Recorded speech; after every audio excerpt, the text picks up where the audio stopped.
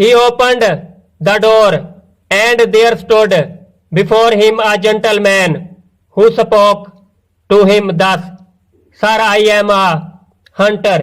उसने दरवाजा खोला तो उसके सामने एक शरीफ आदमी खड़ा था जो उससे यूं मुखातिब हुआ, "जनाब, मैं एक शिकारी हूं." I came to the forest to hunt, but because of this storm and the heavy rain, it is not possible for me to hunt. I cannot go back either. मैं जंगल में शिकार करने आया था, मगर इस तूफान और मूसलाधार बारिश की वजह से मेरे लिए शिकार करना मुमकिन नहीं है। मैं वापस भी नहीं जा सकता।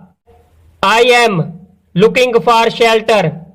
मैं पनाह की तलाश में हूं। I shall be grateful if you could let me spend the night here. अगर आप मुझे यहाँ रात गुजारने की इजाजत दें तो मैं आपका मशकूर हूँगा।